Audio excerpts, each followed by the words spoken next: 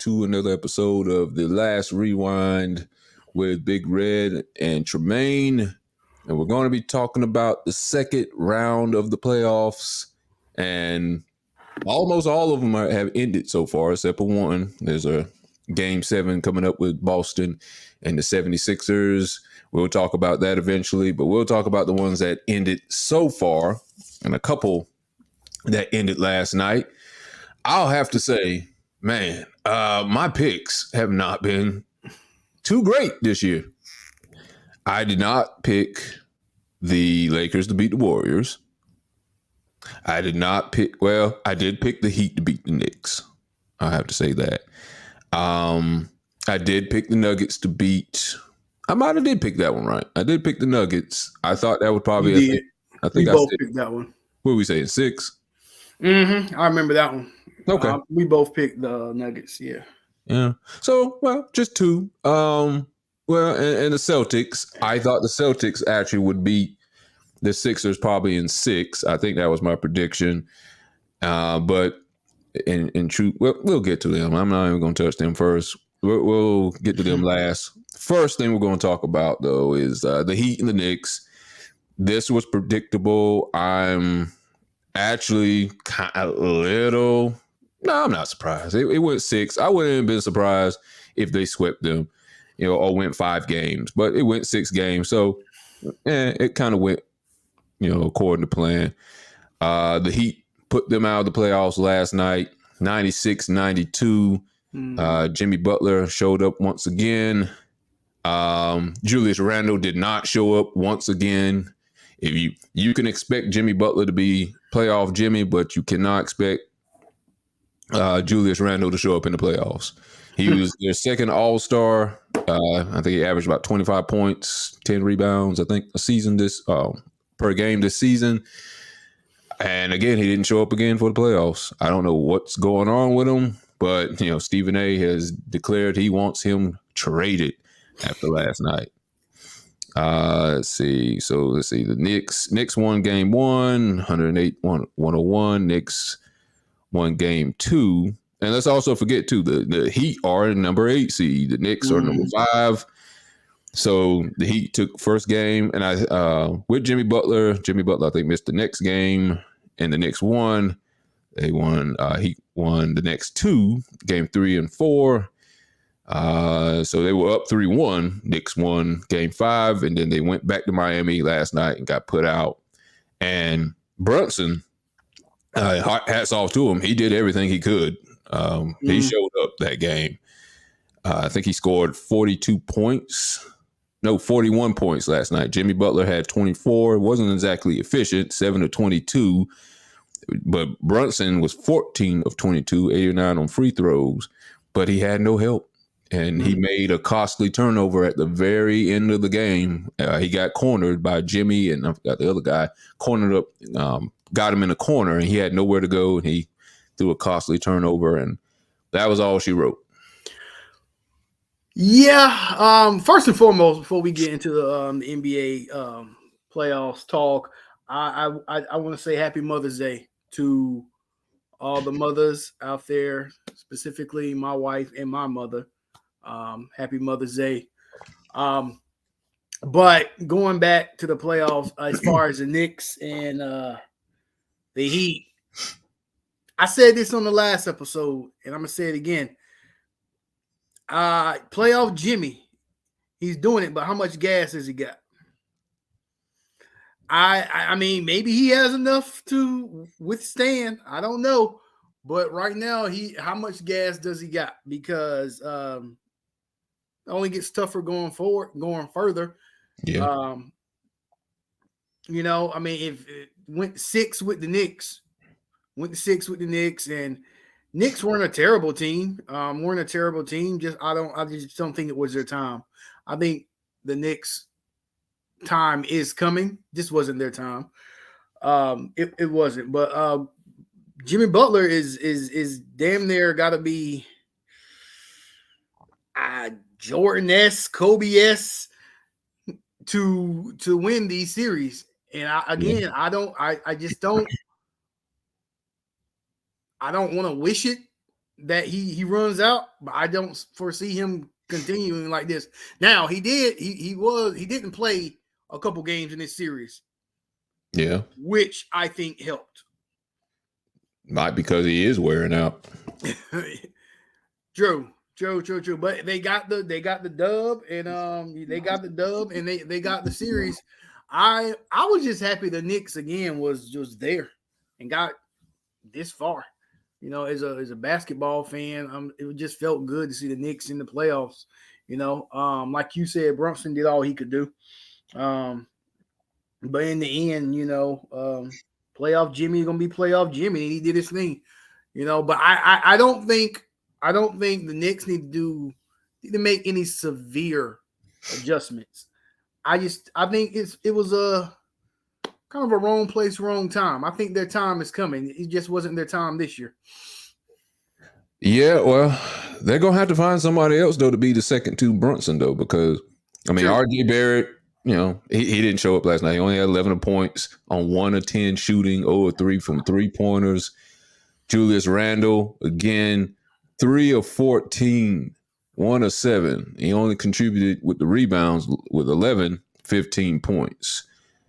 He needs someone else to step up. Butler at least had Adebayo. Mm-hmm. He was 9, 20, 23 points, 9 rebounds. And Kyle Lowry had 11 points. Struss, he had 14 points as a shooting guard for them last night.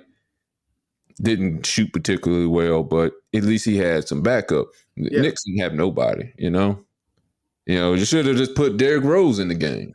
Give him a shine. Yeah. The Heat did have more of a in-depth squad off the bench, which Jimmy Butler could play to. But even with their squad off the bench, you and I both know it gets tougher as it goes further.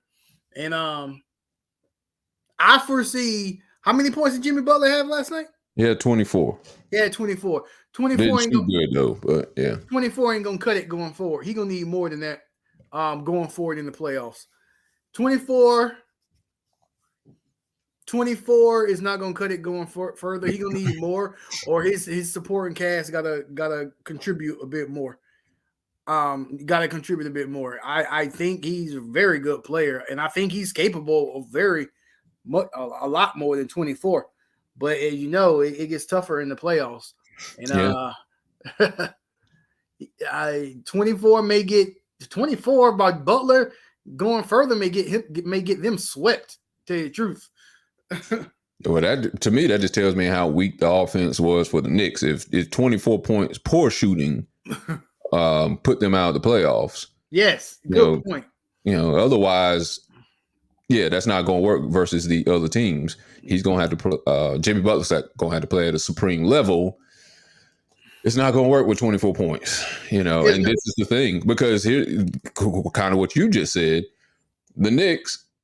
And I said too, they don't have any help. Brunson was the only person doing anything. Well, it's kind of been like that with Jimmy Butler, but he does get a concerted effort on a small way from the rest of the team. They may not add 25 points, 30 points from another teammate, but they all kind of chip in on their own way. They're a scrappy bunch. They are the same team, to tell you the truth. It's just that Jimmy Butler is a bigger star. Clearly the star on the court on both ends of the team, on both sides of the court.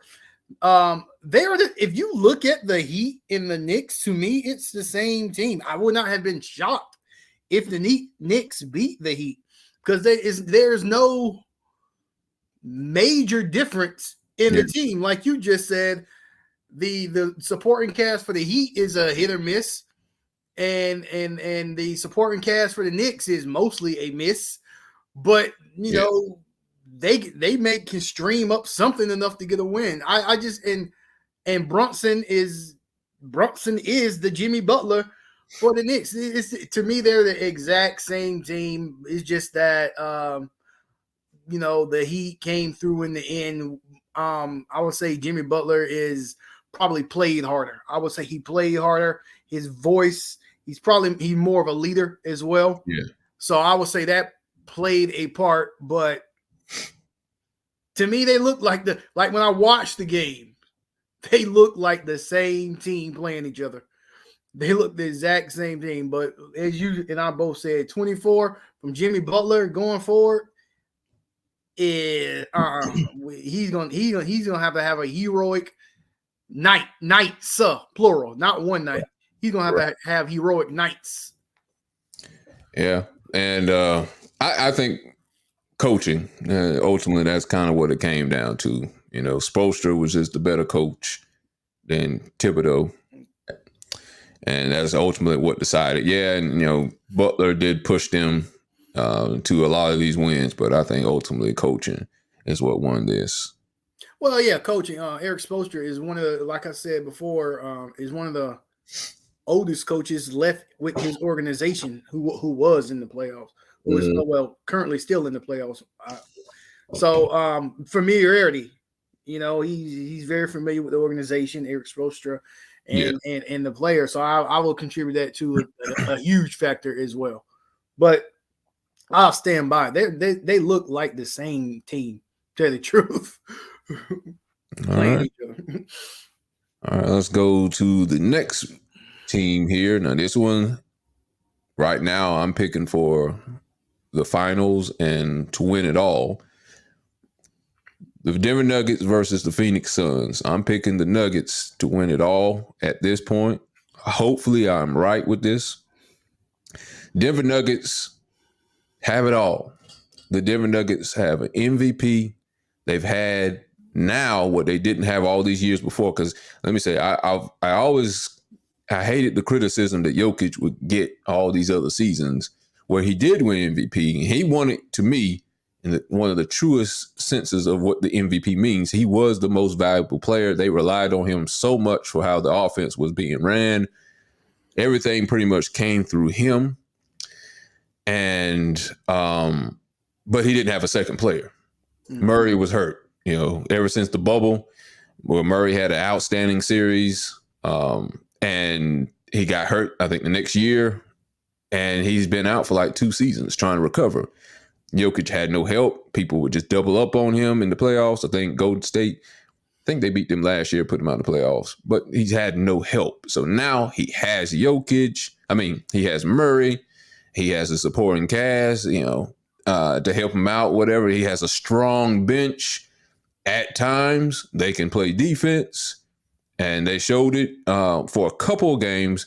They made Durant look old, like the Celtics made Durant look old last year in the first round of the playoffs. They roughed him up. You know, Booker went off. I'll give him that. Booker, you know, people are calling him the light Mamba now. How you feel about that for a new nickname for him? I'll get back to you on that one. And you know, they had the Suns didn't have no bench. They had no bench. Durant and Booker had a score of 30 points apiece, 40 and 30 points apiece, even 50, I think, and 30 apiece one night. And you just can't keep up that kind of pace, and you're going to run out of gas. And I think that's what happened. The last game, game 6, they got beat 4-2. I wouldn't have been surprised if they got swept, but they ended up extending it because Booker had such a lot of outstanding games from the start, except for that last one. He was horrible in the last game. And Durant, although he did score 30 points on quite a few games, he was not that efficient. That was, you know, the last game wasn't efficient. I think he only had one efficient game the whole series. It was pretty much all Booker. Chris Paul was hurt, of course, you know, what else is new? Yeah. And now I'm hearing they're probably more likely going to trade him. They're shopping him already, so they're done with him.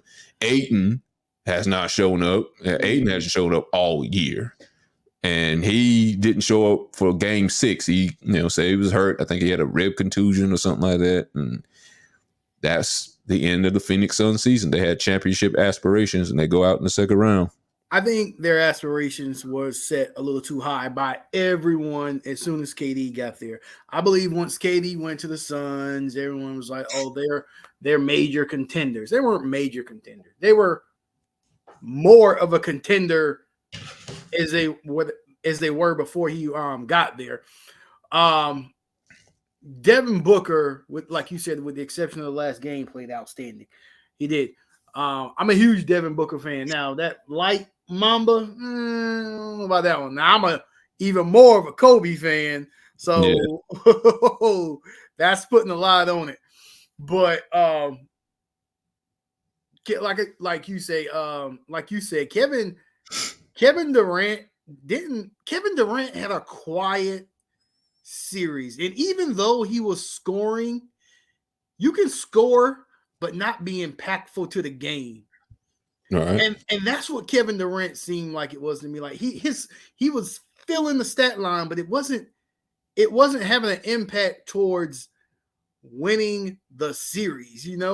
It was just he's filling the stat line. He's doing what Kevin Durant does, but there was nothing that stood out for Kevin Durant to me in this series. I would, like you said, I will go. I will say Denver. I picked Denver to win this series. I knew Denver would win this series because Devin Booker. It was the Devin Booker Kevin Durant show. That's it. Yeah. And Denver was far too. They were too deep. Devin Booker and Kevin Durant was not going to beat the Denver Nuggets. It's as simple as that, because the Denver Nuggets was a team that was just the Devin Booker and Kevin Durant show.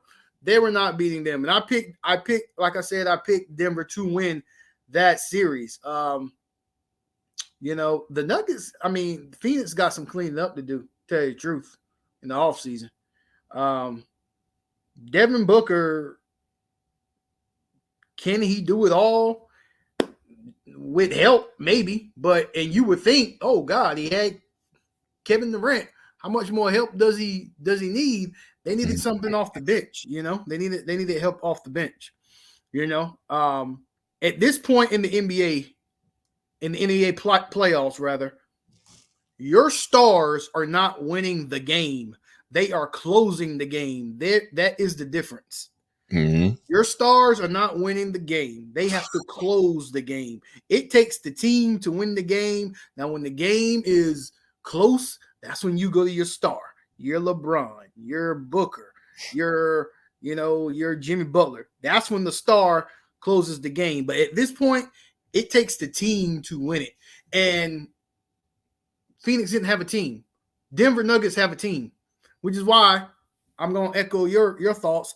I'm going to give it to the Nuggets too. They have the most full all around team that can win a championship. These other teams have players who can win a championship, and that's the difference. Yeah, and I think they're playoff tested too. Jokic has been through it. Murray has been through it. They're playoff tested. Yeah. They're young.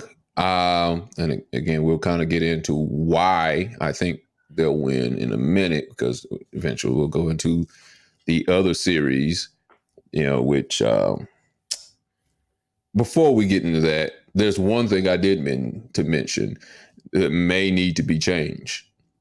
Now, see, it's been 2 consecutive years that Phoenix has been put out of the playoffs by 25 points or more. They got put out by Dallas last year by Luka, and then this year by Denver. Could it be the coach needs to be changed? Possibly, but I believe it's the coach don't play the game. The coach don't get on the floor and shoot and dribble and dunk. The coach don't play. And if your coach gets you to the playoffs, I would say the coach, I'm not going to say he's done his job because he hasn't completed the task, but he did a good portion of it. I put more of the blame on the players and the coach in Phoenix. Right. I do. Okay. I put more of the blame. I put more of the blame on the players than the coach. Phoenix needs maybe the head office because they need some a supporting cast. I think they thought Kevin Durant was going to be the savior. I think they did. Kevin Durant's coming. He's going to be the savior, and going to get us a championship. Chris Paul. No, I hope they didn't think he was going to be the savior because in typical Chris Paul fashion, he's injured. And wherever he's going next year, I hope they don't think he's the savior. Chris Paul is basically he's on his, I call it my farewell tour in the NBA when he's just going team to team to get a ring. He's doing what Karl Malone did. He's doing what Gary Payton did. I think T-Mac did it at one point. Spurs. It's the Spurs. He's trying to get a ring and by hook or crook. And at this point, that's all Chris Paul wants. So Chris Paul can be an impactful player, but for how long? Because he don't got it in the tank to go a full season in the playoffs. He doesn't. Mm-hmm. He doesn't. So with that being said, I would say the front office of the Phoenix Suns and the players. If they get the players on the same accord, that can contribute to Devin and KD. And is it guaranteed KD is going to stay? I think it's pretty guaranteed, yeah. Okay. Because he came over there, he has, I don't know, maybe 2 years left on his contract. Okay.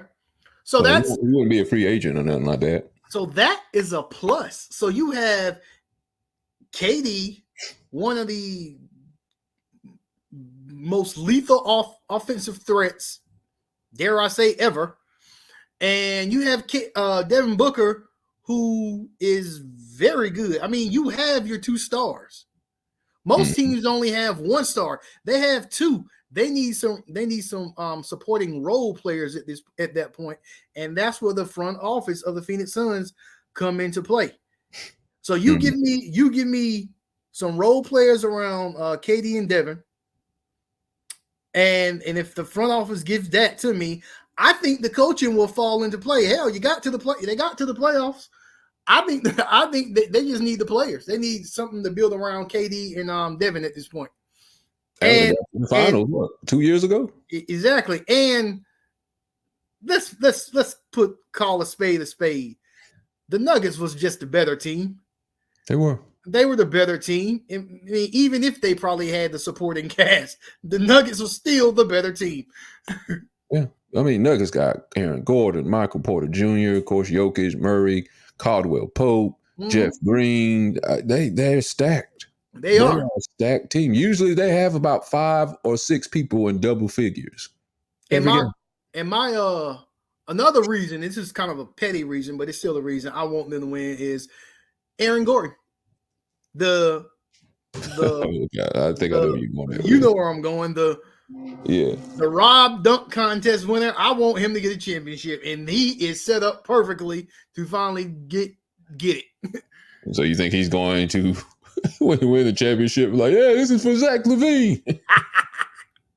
No, I just think he's Dwayne Wade too. He robbed me. I just think it would be nice for him to get a championship based off those 2 dunk contests. Based off those 2 dunk contests, I would like to see him win something, basically.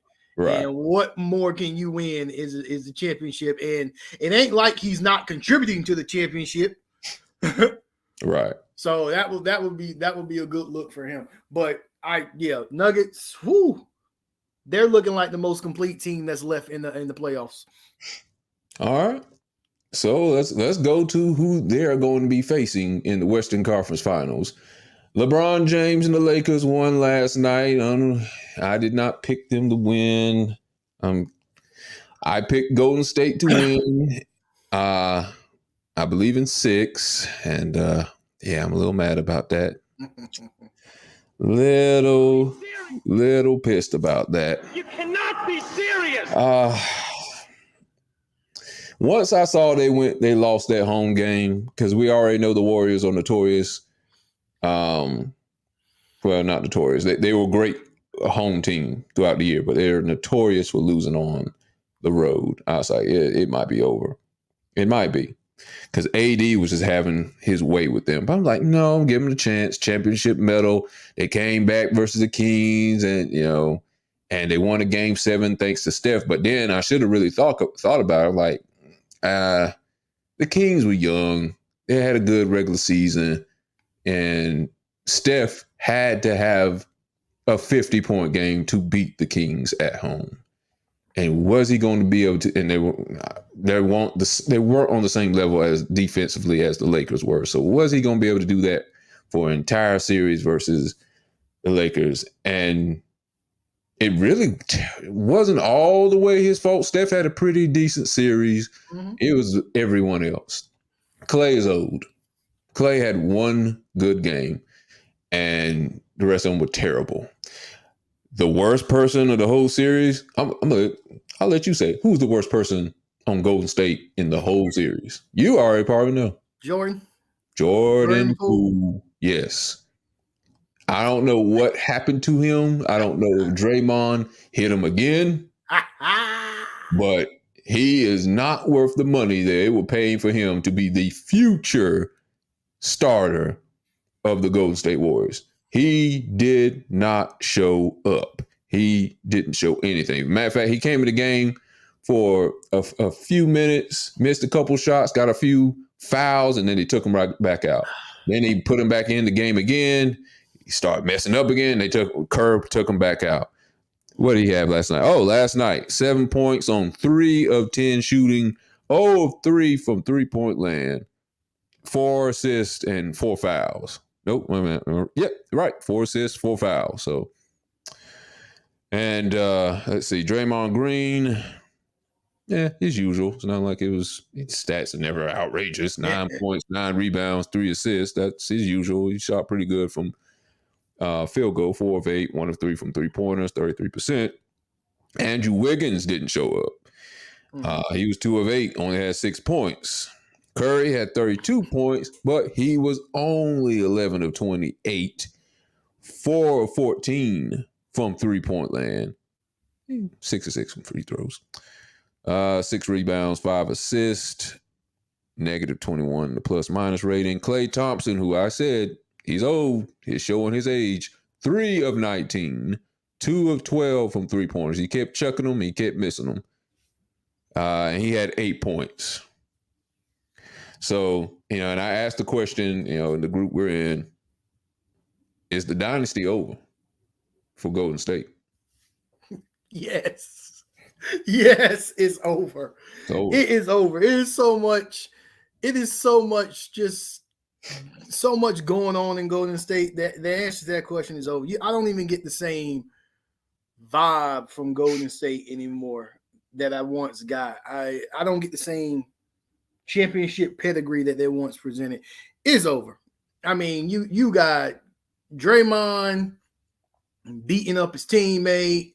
You got, like you said, who was supposed to be the future in Jordan Poole can't come rise up to the occasion. You got Steph Curry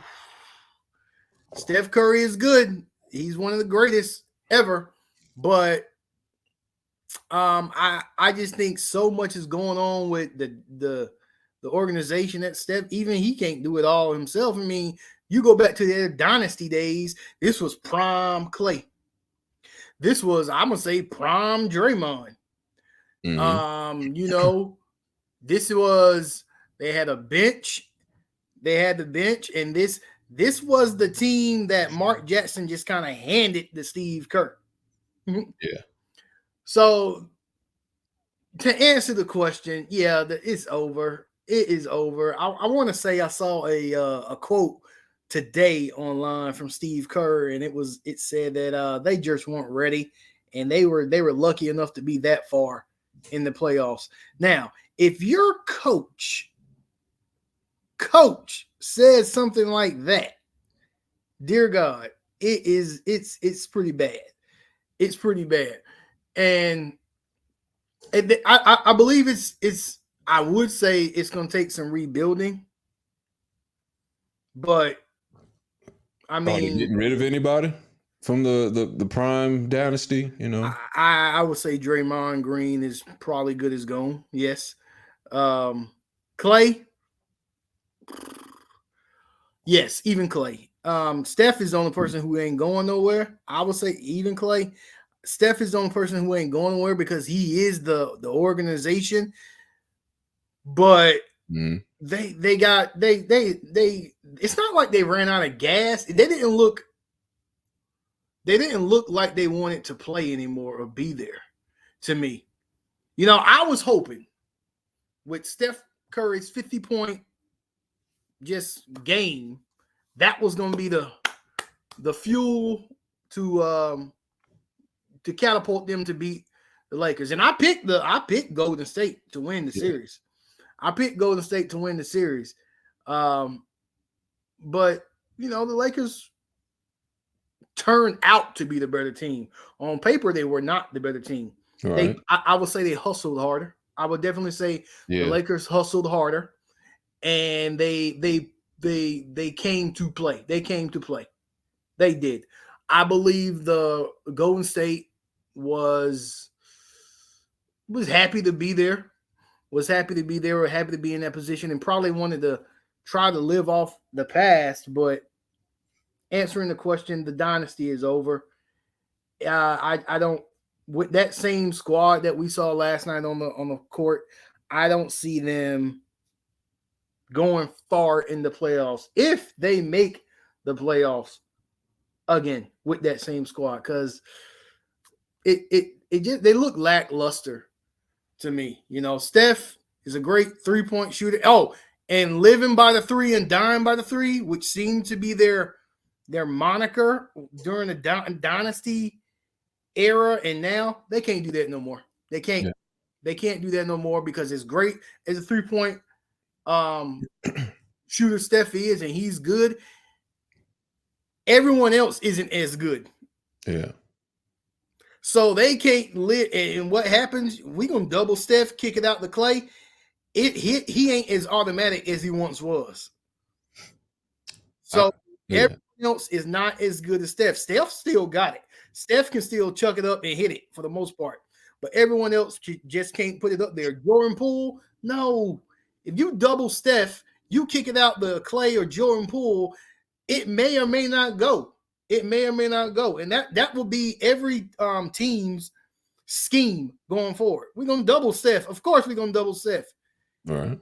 If they're going to think, if we're going to lose this game, Jordan Poole is going to beat us, not Steph Curry.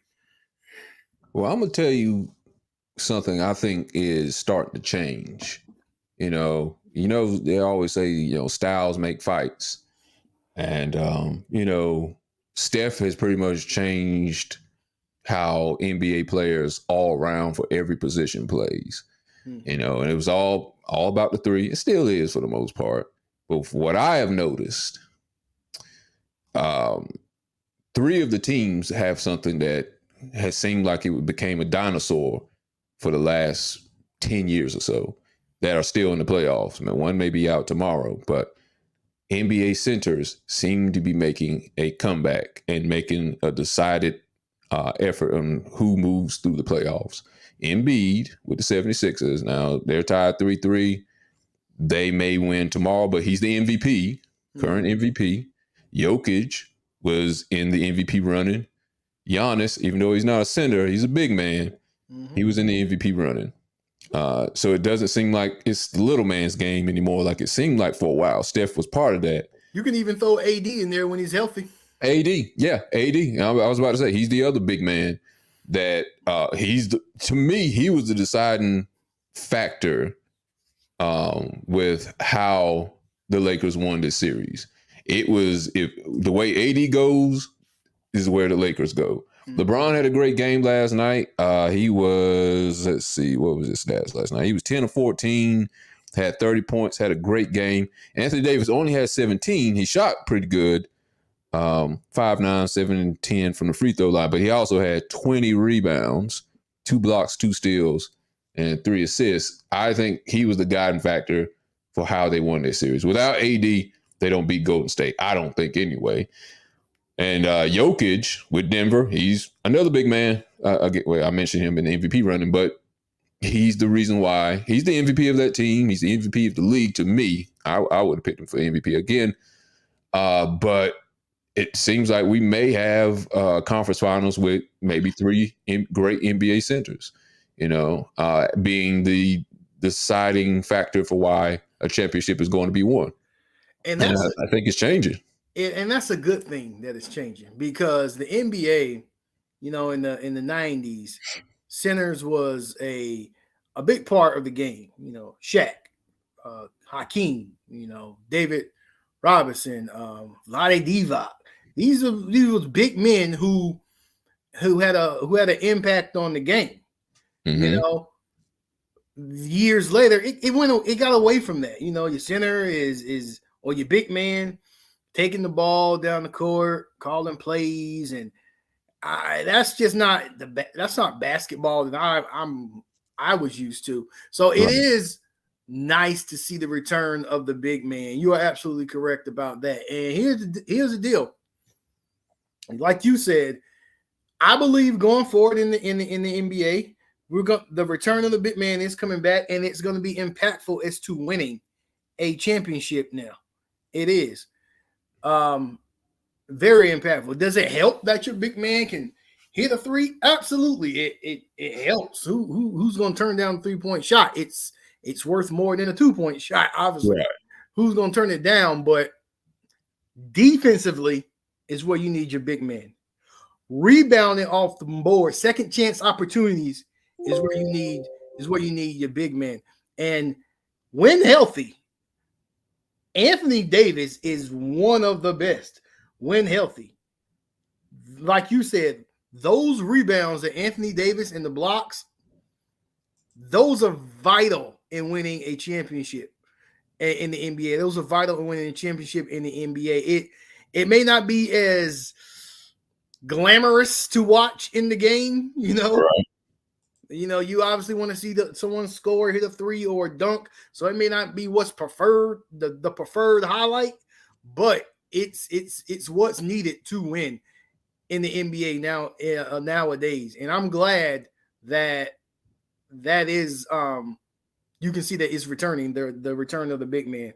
You're absolutely correct about that. Return of the Mac.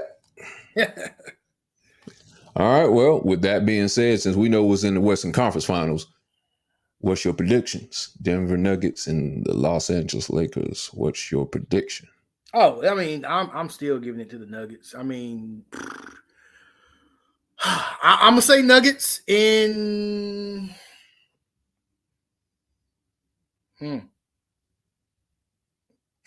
That's a tough one. No, I'm gonna say Nuggets in 7, and this is why I'm gonna say 7. Okay. The Lakers have a underrated bench. Mm-hmm. The Lakers have some Lonnie Walker. and what was it, Reeves? Yeah. They have at least those two. Let's say we got AD, LeBron, Mm-hmm. Reeves, Lonnie Walker. That's a good combination of points. And they have, with those two off the bench, enough firepower to take Denver to 7. I do believe they will go 7. Denver will win, but I think it will go 7 because Denver is the better team overall. They're the better team, right? But Lakers have. I don't think the Lakers bench is getting enough credit for these wins in the playoffs. We're going AD, we're going LeBron, who are your two stars, and like you said, what's vital is the defensive efforts and the rebounds from AD. However, the Lonnie Walker and Austin Reeves, those 20 to 15 points that they can get randomly is vital and very important, which is why I would say if they didn't have those two young cats on the bench, I would say Denver would sweep them. No, Denver in 6. But With that, I say it'll be a competitive series, and I say Denver in 7. Okay, well, I see your 7, and I'll raise you Denver in 6. I'm hoping the frenetic pace, well, not quite frenetic. No, Golden State's a little bit more frenetic pace, but Denver does like to run when they can run. I think Murray's going to cause problems. AD is not going to be able to scout in the middle of the lane like he did in the Golden State. I mean, yeah, Golden State series. Mm-hmm. Draymond is a liability. He's always been a liability, but because Clay and Steph were so good, he could get away with it. Draymond can't shoot. He's pretty much their point guard, their de facto point guard. He's not going to be able to get away with just hanging out in the middle of the lane because Jokic is going to carry him out to the 3-point line. Jokic can shoot. Jokic can drive it to the basket. Jokic is crafty. I like saying Jokic, but Jokic he's a great player. I don't think he's going to be able to be as effective. AD's going to still have a good series, but I don't think he's going to dominate as much. He's not going to be able to take games off like he did during the Warriors series where he was on one game and off the other. He's going to have to show up now. I think there's more people they can throw at LeBron. Nobody's going to be able to stop LeBron, but they're going to be able to throw more people at him than they did in the past with the Warriors. Their offense is high speed, so Lakers may be up to the task because Lakers defense is great. But Lakers bench is great, but the Nuggets bench is greater. I say in 6, Denver's going to be able to get one on the road. And they already got home court advantage. They're going to win the first 2. They're going to get one on the road in LA, and they're going to win it at home. Well, let's see. Game 6 would that be in LA? No, that would be in LA, I guess. But they're going to win Game 6 in LA. I definitely say this. AD, he better go see his doctor. He better eat some Wheaties. He better drink some water, take some vitamins, because they can't afford for him to miss one game. I mean, if he missed one game, series over. Yeah. Series over. he missed a half, series is over. Mm-hmm. So he better get some rest. He better woosah. I don't know what he got to do to heal. But if that boy missed a half to a game, that series is over. Jokic is coming. He's coming. All right. And the last series we got to talk about is the only one that hasn't ended. It's going to come on Sunday. The Boston Celtics series versus the 76ers.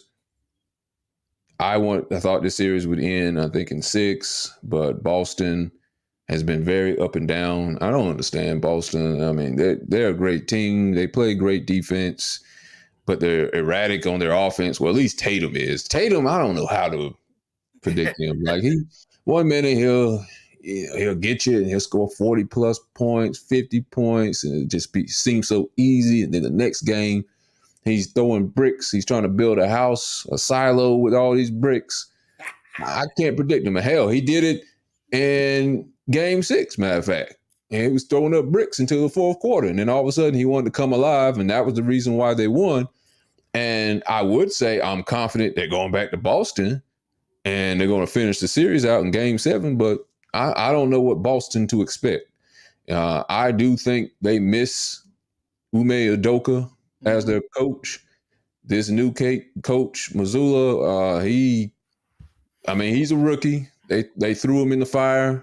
I mean, he didn't even know he's going to be coached this year. So it looks like he's learning on the job from some of the decisions I've seen him make. And, I hate to, throw him under the bus. I don't think they should fire him or anything. And who knows? Maybe they'll still end up winning the championship. I don't think, because I think they're not disciplined enough all the way around. And the same thing could be said, even though he's a very experienced coach, Doc Rivers. Doc Rivers has the most Game 7 losses of any coach in NBA history. He's had teams come back from where he's led 3-1, 3-2 several times. And he had a 3-2 lead in this one.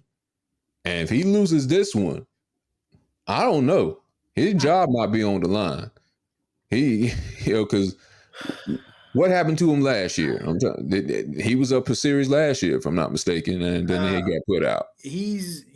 Doc Rivers is known to be up and lose. Yeah. Man, this is gonna be an interesting game. I can give a pretty not accurate, but I feel confident in what I'm saying as far as who's gonna win or lose.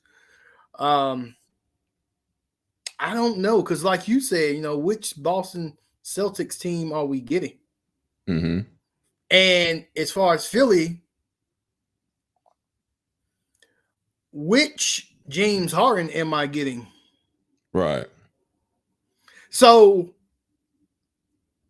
am I getting James Harden, who kind of was looking a little good the past couple nights ago? Yeah, Like, okay. he's had a pretty good series. He's been kind of the reason, and with Embiid, why they've able to have a 3-2 lead and a 3-3 lead, or tie now. Exactly. So I'm like, am I going to get that Harden, or am I going to get Houston Rockets playoff Harden?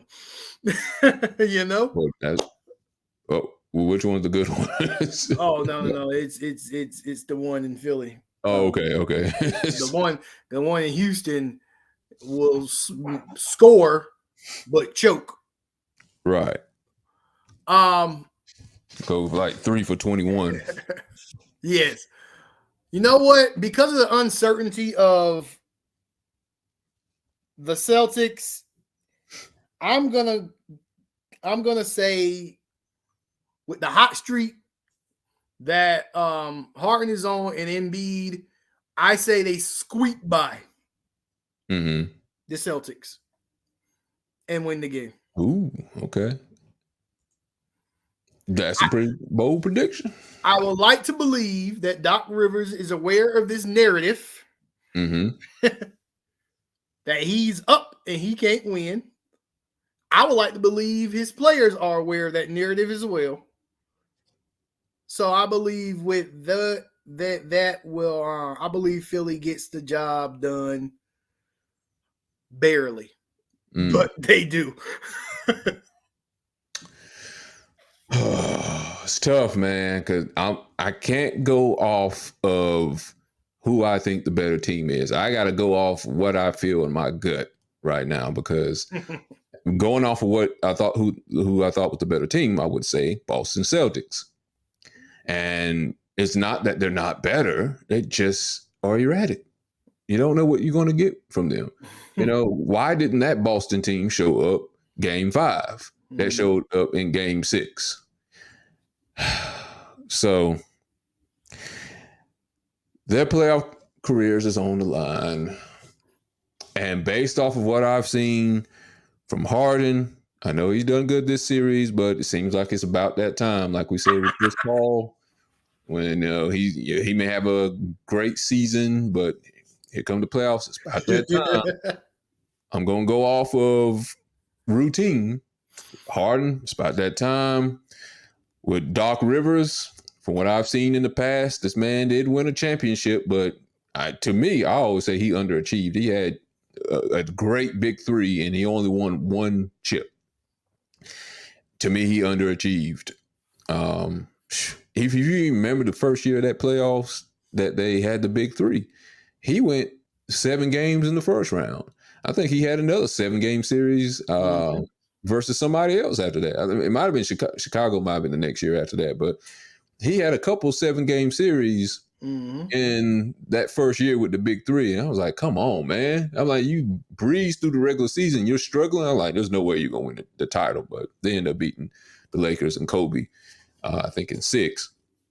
But I think that is due to Doc Rivers coaching, and I think the big three won despite Doc Rivers. And I think 76ers are so talented, they have won despite Doc Rivers. I think he's a decent coach. I don't think Doc Rivers is a great coach. So you think the magic runs out tomorrow? I think it runs out tomorrow. I think Boston beats them by at least 12 points. Okay. Harden doesn't have an efficient game. Embiid shows up. Tatum shows up. Tatum and Jaylen Brown show up. And I think they beat them and they go on to the next round to play the Heat. And we'll get into that on another show to see who we think will win between that once it's figured out. If Boston ends up winning, shit, I would pick Boston, but I wouldn't feel confident in it. If they play the Heat, I wouldn't feel confident they would win. I'll pick the Heat. And the only reason I'm hesitant. Mm-hmm. I picked the Heat, but I'm hesitant because of, again, Jimmy Butler. I don't know if he's going to run out of gas, but because I don't know what Celtics team I'm going to get, maybe he has enough gas. So I'll pick the Heat, but just like how you're not as confident with Boston, I'm not as confident with the Heat. Yo, what if we get another 2020 finals, though? Another Lakers Heat finals. Another bubble finals. Oh, Lord.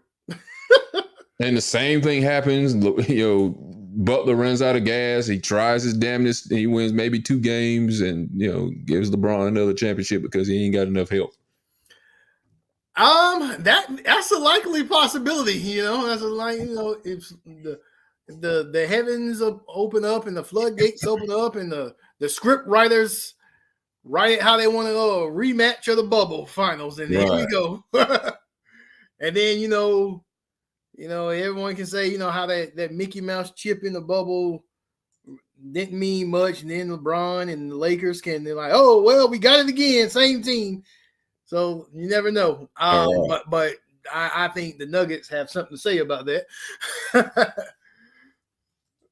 Well, I hope they do something. I hope the Nuggets win. I don't particularly want LeBron to go back and go to another finals. We've had a few good years without LeBron in the finals, so let's keep it going, guys. Yeah, I'm as far as LeBron in the finals, great player. I've never said LeBron sucks. He's a good player, but I'm over it too. All right. Well, now it's time to get into the biggest part of the show where we're going to see who belongs in our NBA top 10 players of all time. And first, I'm going to show ESPN made a list. I think this is 2020 list. I'm going to pop it up here right quick. So all right. ESPN's top 10 NBA players ever list, starting with Michael Jordan, number 2, LeBron James, Kareem Abdul-Jabbar, number 3, Bill Russell, 4, Magic Johnson at the 5 spot, Wilt Chamberlain, 6, Larry Bird at 7, Tim Duncan, number 8, Kobe Bryant, number 9, and Shaquille O'Neal at number 10. And me and Tramaine have made our own list to see who our picks are. And we're going to have to explain why we put these people in the places we put them in, because mine are in, order who I think are, the greatest. And not only that, the people who may have been omitted from the top 10 list may have to explain as well. Let's see. Let's see. I think I'm going to pop your list up here first. Okay. See what you got. Let's see. All right. So we got Michael Jordan at number 1. Let me see if I can make that. Okay, there. Good. Got Michael Jordan at number 1. Kobe Bryant, number 2. Kareem at number 3. LeBron, number 4. Steph, 5. Magic, 6. Bill Russell, 7. 8. Larry Bird. Number 9. Tim Duncan. And 10. Shaquille O'Neal. So you have moved Kobe Bryant all the way to number 2. ESPN's list had LeBron at number 2. You got LeBron at number 4. Steph Curry wasn't even in the list for ESPN. But that was in 2020. I believe they update that list now. Steph Curry should be on that list. That's true. Let's see.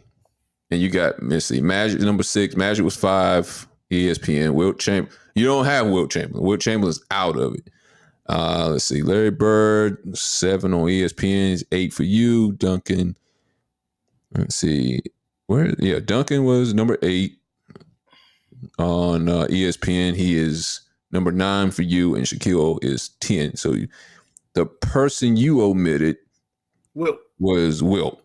Okay. So yeah, go through your list, man. Tell me why you put the people where you put them at. So with my list, I factored in championships and the impact that these players had on the game of basketball. Michael Jordan, come on, unanimous. Is a lot of my family back then thought I was this Jordan hater. I rooted against Jordan because they rooted for Jordan, because that's when Penny was the man to me. Yeah, Penny and Jordan had some battles, and that's when I was like really on the Anthony Hardaway bandwagon. But in all actuality, come on, we all know Michael Jordan is the GOAT. He has had and clutch. I'm clutch is a fact issue for me too. Okay. Clutch. But we all know Michael Jordan rings. He's clutch. Was he clutch all the time? No, but nobody on this list is. I mean, prime example is my number 5 pick recently. So he has the ring, he has the championships, he's clutch, and there is no player in the NBA who has impacted the game culturally as much as Michael Jordan. 2, Kobe. Okay. I'm a Kobe guy. I am a Kobe guy. Rest in peace to the Black Mamba, Kobe Bryant. Kobe Bryant is my favorite player to watch play, even over Michael Jordan. But we all know Jordan has more accomplishments than Kobe. So that's why Jordan's over Kobe. But Kobe Bryant is my overall favorite player to watch. Kobe had an impact on the game culturally as well. He did. Kobe was clutch. Even if he missed it, Kobe wanted to take the ball. Kobe shot 2 free throws. What did he? Tore his Achilles? Yeah. That is clutch. I saw Kobe pop. His finger got dislocated, popped it in, went back into the game and played. That is clutch. Kareem. Championships, Kareem got it, and he had the scoring title for years until LeBron comes along. So with the championship and the fact that he had the scoring title, that's why that he held the scoring title and got it. And you got to remember, this is, I don't think, takes into account. He got the scoring title without threes. Mm-hmm. He got the scoring title and kept it until, what was it, this year? Till LeBron passed it. He did that without the 3-point shot. That's not top notch in my book. LeBron James. I am not a LeBron James hater like most people think I am. I'm not. I can appreciate the fact that the man can play. He is a great NBA talent. He's on my list. He's just not the top 2. He's not my top 2, but he is on my list. LeBron James is great. I say LeBron James impacted the game culturally this way. LeBron James is like a freight train playing point guard, man. This guy can come at you, dunk. He can come at you, dunk on you, lay it up, and he's versatile. He can probably one of the best guards in passing, I would say. Great passer in LeBron James. So, and he has the rings, He has championships. Steph Curry is below LeBron James, and this is even before this series that we This wasn't taken into account even before the series that just passed. Steph Curry has impacted the game. This is how. Steph Curry has, like, to me, the 3-point shot it has been redone because of Steph Curry. I know before Steph Curry, there was Reggie Miller. There was cats like his dad, Dale Curry, who was chucking up threes. But to me, Steph Curry has made it an art form with the 3-point shot. I mean, people are taking half-court shots like it's nothing. That's Steph Curry. Right. You know? And Steph Curry takes half-court shots and hits them for fun. You remember back in the day, you take a half-court shot to win money at halftime. Like 50,000, 60,000. You win money. You know? If you are Steph Curry, if you shoot like Steph Curry and you're winning a contest and you take it from half court, it's likely you're going to hit that shot. You know? Magic Johnson. To me, Magic Johnson is a very skilled basketball player. And, you know, I know he was on the Lakers and it was Showtime, Magic. But for me, Magic Johnson was very somewhat traditional, but he got the job done. Yeah. A traditional basketball player, but he got the job done. You know, the hook. I rarely saw I know he took threes, but it's rarely that you saw Magic Johnson take a three, you know. But he is in my top 10 because to me, he did change the game too culturally as well. Prior to LeBron, he was probably my favorite guard to watch pass. I think LeBron surpassed him in that area, and LeBron became that guard to watch pass because I like the way that LeBron distributes the ball. But prior to LeBron, it was Magic Johnson. Bill Russell. Bill Russell is a player coach. Bill Russell was a player coach. I mean, that alone gets him on the list. You can't impact the game no more if you play and coach it. Right. and then win championships while doing it. That right there gets Bill Russell on the list. Larry Bird. Larry Bird to me was your Steph Curry of the 80s.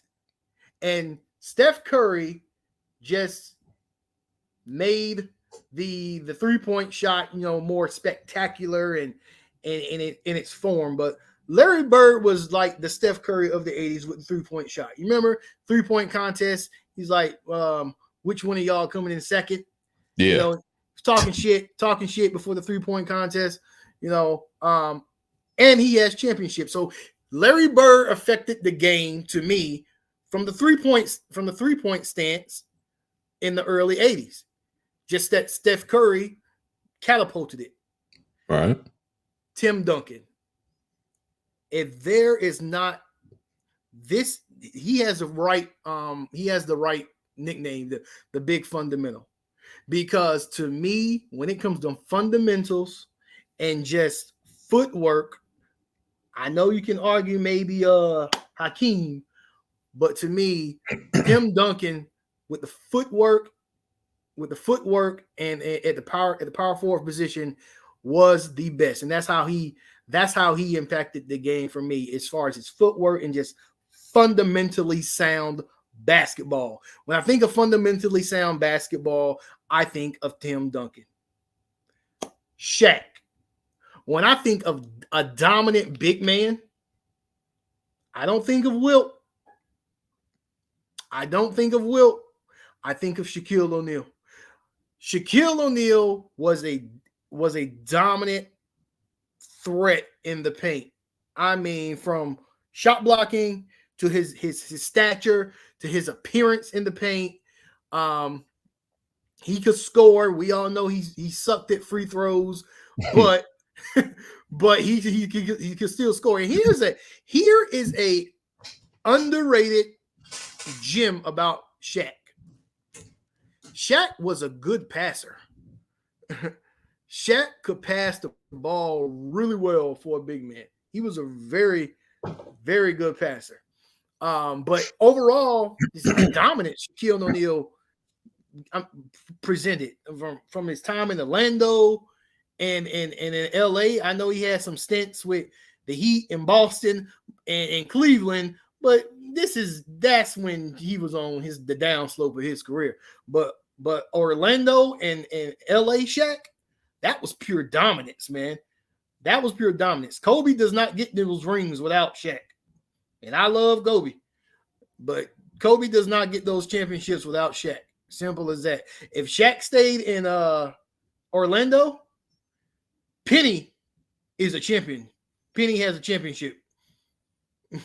If Shaq stayed in Orlando, Anthony Hardaway has at least one ring. Simple as that. That's my list. Like I said, it's based off of championships, the clutch gene, and just the cultural impact to the sport. Honorable mention, who is left off the list, is Charles Barkley. Charles Barkley is left off the list, and I wanted to put him on there, but everyone on that list has at least one championship. Yeah. And that's what kept Charles Barkley off my list. But right. That's my list. All right.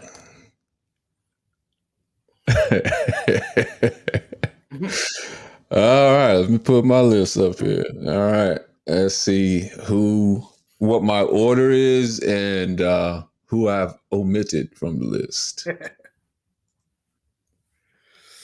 I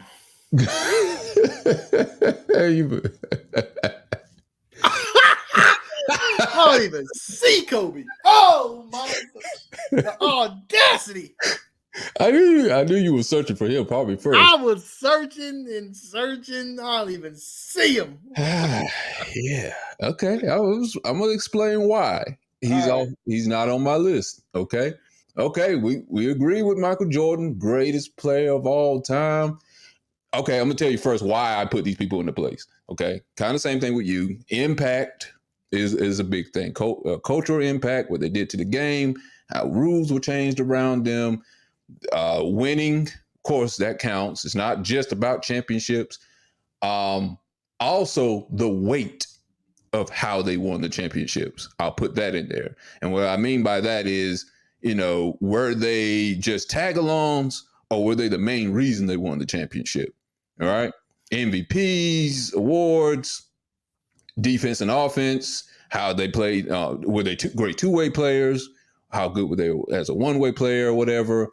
It's probably about it for me, but I probably got someone else where I grade how they're on the list. But mainly that's it. How the NBA was impacted by their time there, how many championships, how they won, the weight of the championship they won, MVP awards, all those type things. And Michael Jordan, great, probably the greatest two-way player of all time. Man did it on both ends, defense and offense. He played just as great defense as he played offense. And when it comes to offense, I don't think you can get any better than Michael Jordan. And for a shooting guard playing defense, I don't know if you can get any better. The man won the Defensive Player of the Year award and the MVP in the same year. For a while, he was the all-time leader in blocks for a shooting guard. I think Dwayne Wade passed him. I don't know if it's regular season or playoffs and regular season combined. I think Michael Jordan still leads one of those categories combined for blocks for a shooting guard. But course scoring, man scored like 30 points almost every season. He has the highest scoring points per game average, 30 points per game of any player in history, including Wilt, who averaged 50 points in a game at one point. He bears all the weight of every championship he's won. He's won 6 championships, no losses in the finals, MVP of all those championships, and there's no question that they belong to him. He holds the weight for all that, and he holds the weight for every season he played with the Bulls. He was the best player of all, and there was no question about it, let alone the best player in the league, of course. But he definitely was the best player on the team. Also, that's another thing I'll play into that too. Not just how much weight was on the championship, how much weight was placed on him as the man of the team. Pippen, sorry, Pippen's a great player, but he didn't hold the same weight, I would say, that Kareem and Magic had. Kareem and Magic, respectfully, were great players. I wouldn't put Pippen as a great player. I put him as a very good player, but not a great player. Pippen had his chance in 94, and he fell through. He couldn't handle it. Threw a tantrum, threw a couple chairs and stuff like that. And he sat down in the last second of a game because he didn't get the ball, whatever, and he couldn't handle it. He didn't show up.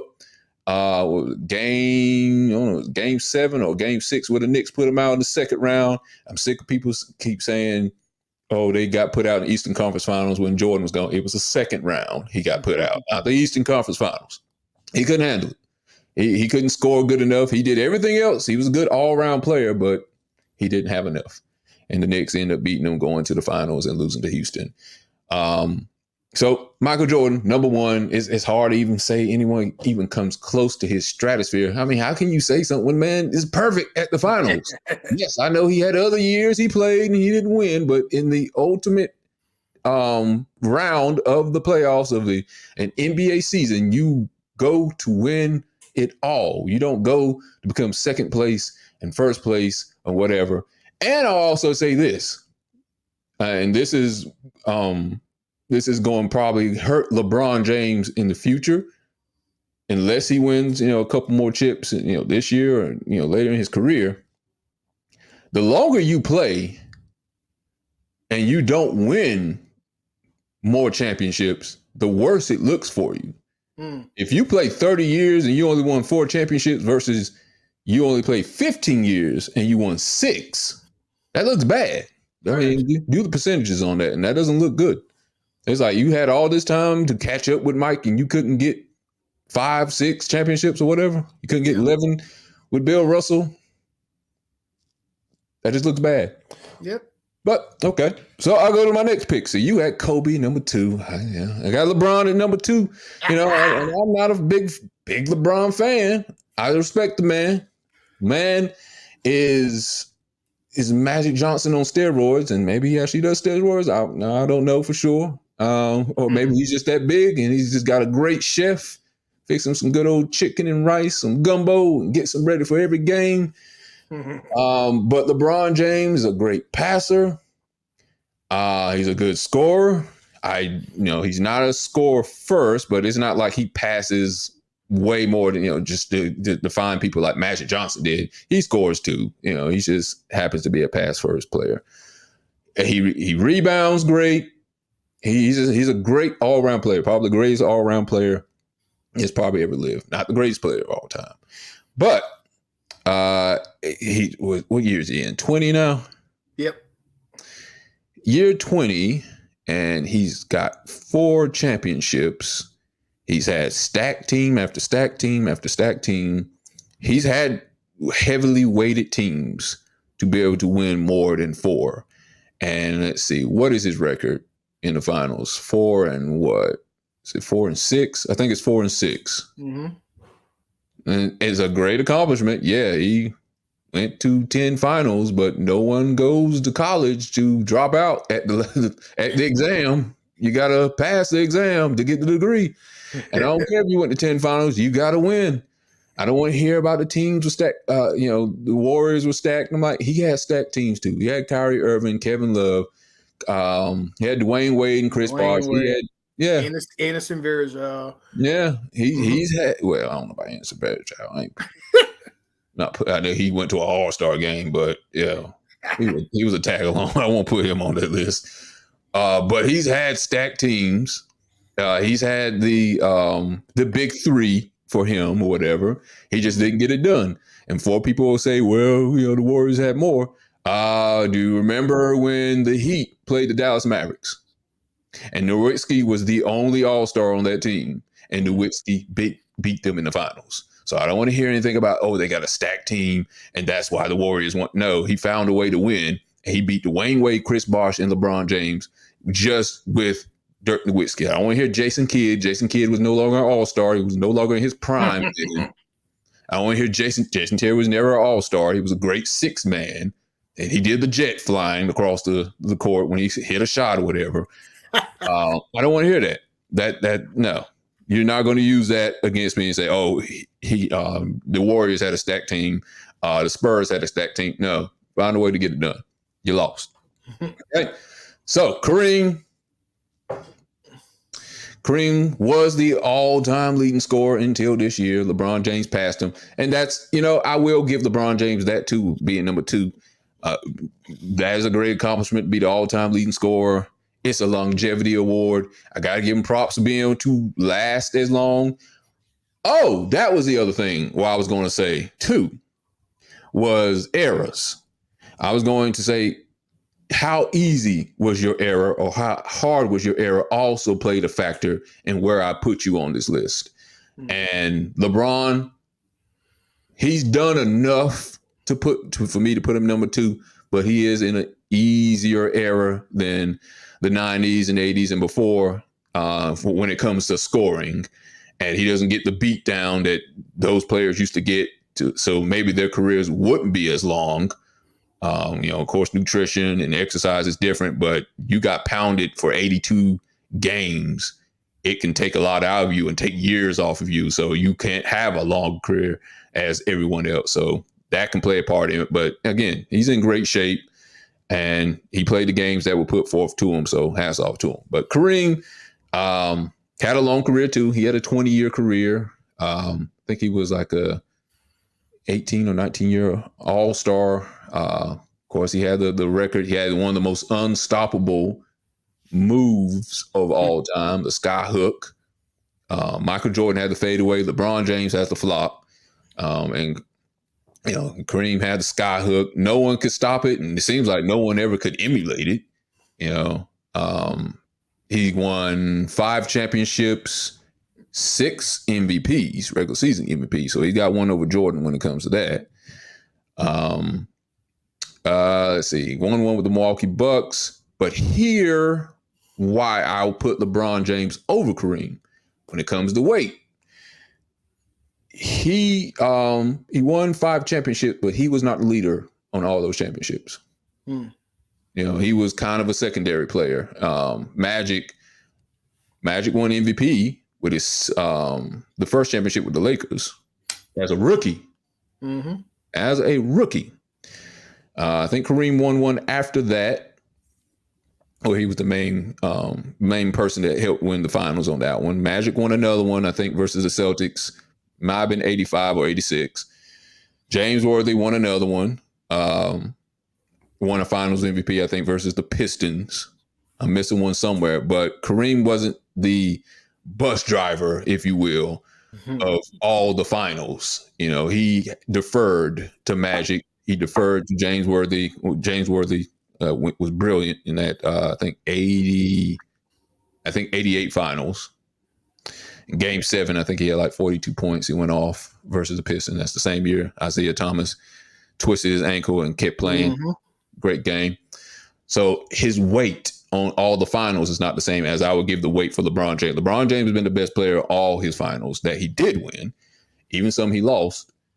Michael Jordan has been great on all of them. None of he lost. Okay. Magic Johnson, very impactful player. He changed the culture when it comes to prototypes for point guards, tall point guards, 6'9", never seen nothing like it before. Never. Matter of fact, you don't really see LeBron James. Yes, LeBron James is a better version of that. Magic would have been higher on the list probably if he was better than LeBron James when it comes to offense and defense. Magic to me is the best passer of all time.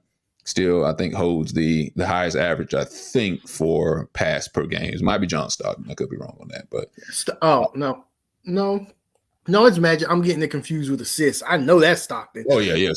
Assist all the time. Yeah, John Stockton got that. But Magic, unfortunately, he had to stop in 1992. See, his career was cut short.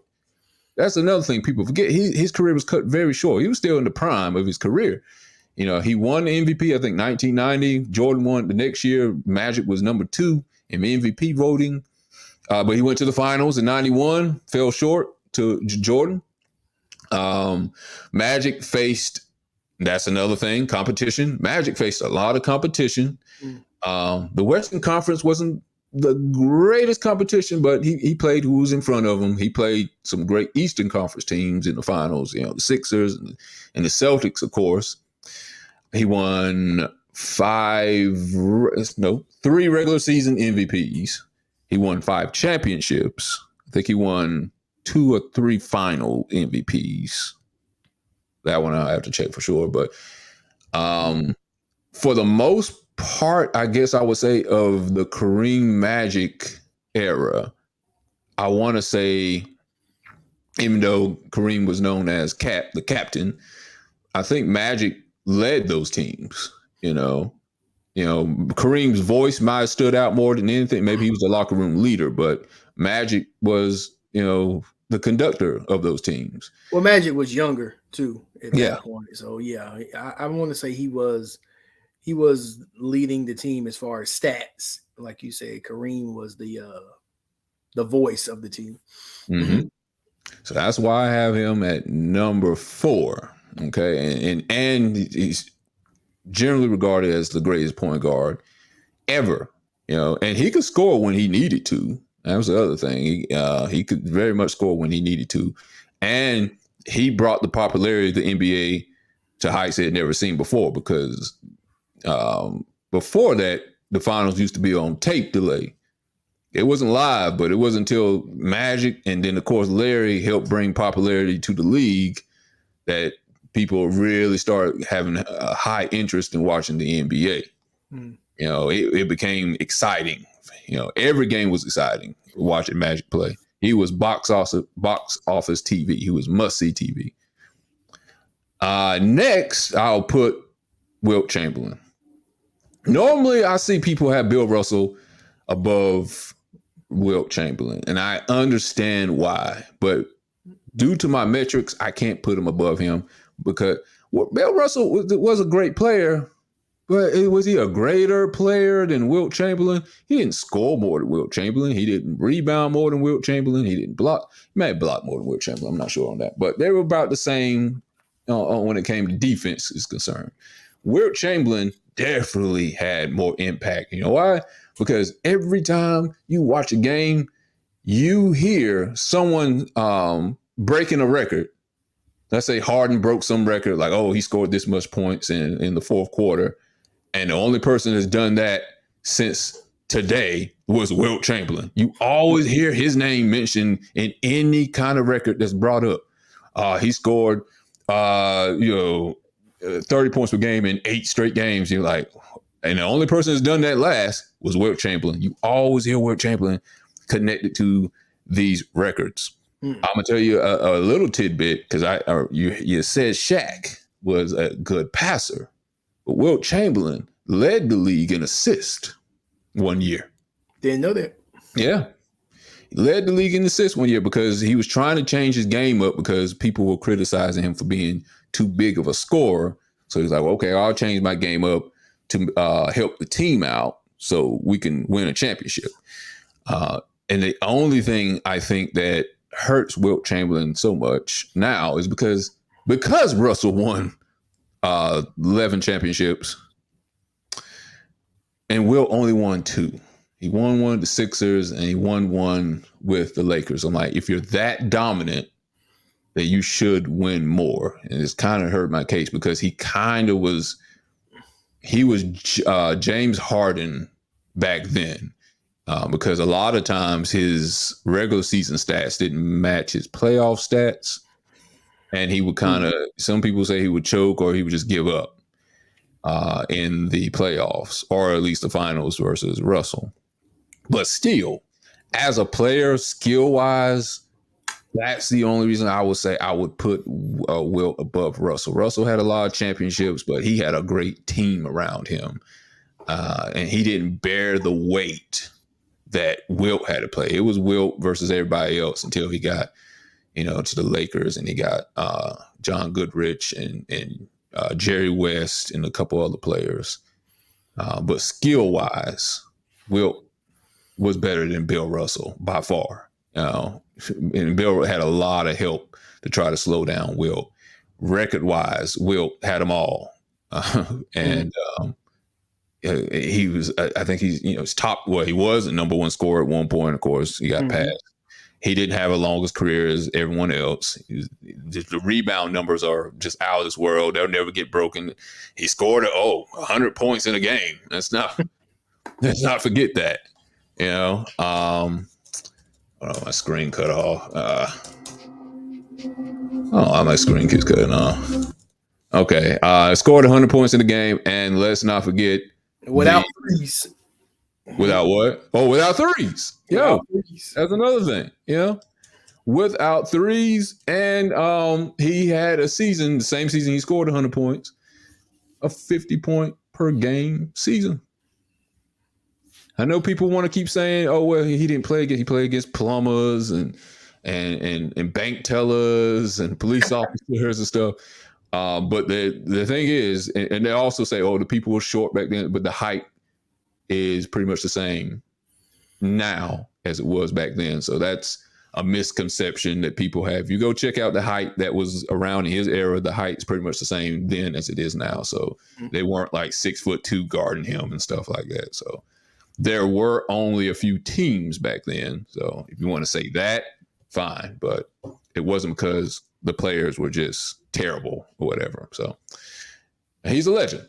Okay. So number 5. Okay. So number 6, Larry Bird.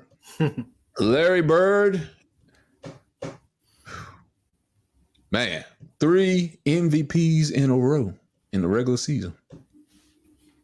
3 championships.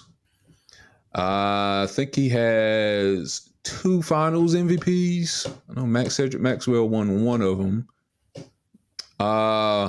He broke the mold when it comes to outside shooting, 3-point shooting. He broke the mold for that. Some people regard him as one of the greatest shooters of all time. And when threes weren't a thing like they are today, you didn't want to leave him wide open. His mid game was great. His 3-point game was great. He had skills shooting on the inside, the post up. The man could do that. And he was a great passer, underrated passer. And he was Magic Johnson's Darth Vader, I guess. He was the person on the other side that Magic was looking at and seeing, what did he do last night? Are we going to be meeting up in the finals? Are we going to be playing against each other? Because I hate that dude. And that's how the rivalry started. The rivalry started in college, and the ratings started in college, and it transferred over to the NBA. So he had a great impact to bring popularity to the NBA based off of the rivalry that started in college. And here's another thing I like to put in there too. And I like these type of players. The type of players that don't have athleticism, but their skills overwhelm their opponents. I like players like that, and which is why I like Larry Bird. Larry Bird couldn't jump over a stick of butter. And Dominique Wilkins could jump over a house, but he could not guard him for nothing. He would eat Dominique up. And I hate, people today was like, look at these players from yesterday. Like they were unathletic. They couldn't move their feet. They couldn't jump over nothing. But Nikola Jokic can't either. Luka Doncic can't either. And they're dominating the NBA. Luka Doncic could be an MVP. Maybe he needs to actually work out a little bit. But Jokic was MVP the last 2 seasons and could have won it this year. Has no athleticism whatsoever, but he's killing it out here. And people say, well, Larry Bird couldn't play today. Yeah, he could. He killed today, especially the way they shoot 3-pointers today. Yes. How open the lane is. Kill it. Same thing. I would say the same thing about John Stockton, who was not athletic looking at all. Yeah. But leave John Stockton open right now on the wing outside by the 3 line. Yeah, the man was just very skillful, very smart, high IQ. Not that the other players aren't high IQ, but Larry Bird had to be high IQ because he couldn't live off of his athleticism because he didn't have much. So next person, Tim Duncan. Not a very athletic player either. He had height on his side, I guess, a little bit. Tim Duncan was a power forward. Could have probably played center. He probably played it a few times in his career. Very boring, but very great fundamentally across the board. Great defensive player, very sound offensive player. Besides Scottie Pippen, he had a great bank shot. I love his bank shot. He would destroy teams just with that because it's like, it seems like such a hard shot to shoot. Especially when the 24-second clock is running down, and he would just hit you with a regular bank shot. Like, damn, that shit seems so simple, but he would kill players with that. I'm thinking of that one on the Lakers when he hit on Shaq. Yeah. And he went crazy after that. Like, the only time he ever showed emotion. And then Derek Fisher come back. That shot shouldn't count it. Shot shouldn't count it. I don't care. Oh, Lord. To this day. Karma got him though, because they lost that year. Because Detroit got him. Because I was like, they gonna win a championship, but karma got him. That's all right. But yeah, Tim Duncan, very high intelligent person, two-way player. I would say. I don't know if people really consider that two-way. So he was a power forward. Most of they consider guards and maybe small forwards as two-way players. But he was a two-way player. Yeah, he was a two-way player. He played great defensively. I think he had 3 MVP awards. Let's see, 5 championships. He didn't win them all for him. He would have won 6, except for that one championship that got away from him. I think with Ray Allen hit that magic shot with the Heat. So he almost tied Michael Jordan with championships. Yeah. Tony Parker won one of those finals MVP, so he didn't win all of them. Kawhi Leonard won one, of course, with them. So he doesn't have the heaviest weight with all his championship, but he has most of them. So if he had won 6 and he was like trying to compete against Michael Jordan, it's like, well, he didn't win all 6 on his own. He had someone else won 1 for him or won 2 for him. But he's probably the greatest power forward that's ever lived. I still love Barkley more than him, but for all around what he can do, Tim Duncan's number 7 to me. Let's see, Bill Russell, probably the greatest winner of all time. I mean, he has a record of 11-1 in the finals. And most people have him higher. Most people have him in top 5. And I just can't put him in top 5 because I don't think he was the greatest winner, but he wasn't the greatest player. He was great on defense. He wasn't that great on offense. In fact, I don't think he shot above 42% field goal wise. And he was a big man. I mean, he was 6'9", I believe, 6'8", 6'9". But he didn't have the greatest impact on the offense. His bread and butter was the defense. He was a vocal leader, I want to say. And it's hard to argue with somebody who's the main component to winning 11 championships that he doesn't belong higher. But I don't think he holds a lot of weight with the championships. And unfortunately, I don't think they had MVP back then as far as finals and probably not even regular season. I don't think they had a regular season MVP. So unfortunately, the awards you can't add to this argument, but I'm sure he probably would have won a few finals MVPs. But I just don't think his impact to winning was there. He didn't do it both ends. He did it on defense. He just didn't do it on offense. So I couldn't put him above Duncan. I couldn't put him above Bird, Chamberlain, Magic, Kareem, LeBron, and Jordan. But again, 11 championships. It's hard to, go against that. So that is why Bill Russell was there. He was the engine that drove the Boston Celtics to those 11 championships. And of course, like you mentioned, player coach, he did that, did that one season. Well, won one season with them and then, finally retired.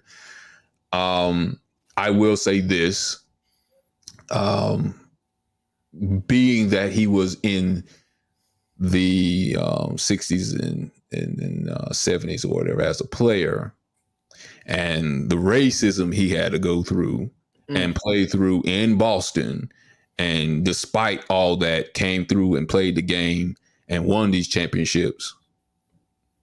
that has to be commended too. So Mm-hmm. I'll put that as far as impact too. Shoot, I mean, you got to be a strong person to be able to get through that and to go play a recreational game and still put it all on the line for people that don't like you for the most part. You know, cause people always talking about getting hassled from fans today. I'm like, that ain't shit. That ain't shit compared to what they do now. They I didn't know, even right? wow. They threw food and candy and drinks at you and called you every N word they could, and he still played through it. And then you couldn't kick a fan out probably back then. In No. fact, they probably encouraged it. They probably, if they had the board in the middle of the arena, that displays words and like Yeah. defense and go team, they probably put they probably put N word on the screen if they had one. Probably. Fortunately, good thing they do. All right, so number 8, Bill Russell. This one might be a little bit of surprise. Oh, I actually omitted 2 people. I just saw that. Shaq and, well, at least for your list, Shaq and Kobe. Uh-huh. Okay. Let me explain this one. Now, Hakeem is surprising to me. okay, I'll explain why. Hakeem Olajuwon, two-way player for a center. Hakeem Olajuwon is number 15 all-time rebounds. He is top 10 in blocks. He's number 1 in blocks. Let's put it that way. He is top 10 in steals all time, not just for his position, all time, beating guards, top 10. And he went to 2 finals. One final, he was the only all-star. He was the only all-star on that team. I think that might have only been done 3 times. I think Rick Barry did it once with the Golden State, Dirk Nowitzki versus the Heat, and of course 94. 95, he got Drexler. That was later on in the season, but he still was the only all-star until, matter of fact, no, it was 2 seasons because I don't think Drexler was an all-star that year. But I mean, all around, he was an all-star. If we want to split hairs, he was an all-star, perennial all-star before that. Just maybe not that year. So if you don't want to say 95, that's fine. But 94, he had no all-stars on his team. And he went to finals, beat the Knicks. He was the driving force behind both of those finals MVPs. Dare I say it, when Jordan was gone or, came back towards the end of 95, he was the greatest player in the game because he impacted the offense. He impacted the defense. He's had post moves. To me, he might be the greatest post player as far as a wide repertoire of moves. But the only other person I would put in his category is Kevin McHale. Kevin McHale was just crazy with his post moves. He might be the only one. Jordan is up there too, but Hakeem Olajuwon had he had a mixed bag of moves that he would kill you with, and he beat Shaq. I know people want to say, "Well, it's a young Shaq," but he was still a prime Shaq. He wasn't 300 plus pound Shaq yet, but that was going to come down the road. He beat Patrick Ewing. He had one of the greatest seasons of all time. He won Defensive Player. Oh yeah, I forgot about that. Defensive Player of the Year award. I think he won 2 of those. He just did a lot of things that you don't see a lot of centers do. Like Kareem, he beat Kareem in the finals. I mean, not the finals. He beat him in the playoffs in the 80s. I could have made an argument against Kareem earlier, but I'll leave that alone. But I think he was the best center for quite a few years in the NBA. He owned the center position. Jordan just kind of got in the way a lot of those seasons, and Hakeem didn't always have the best team too.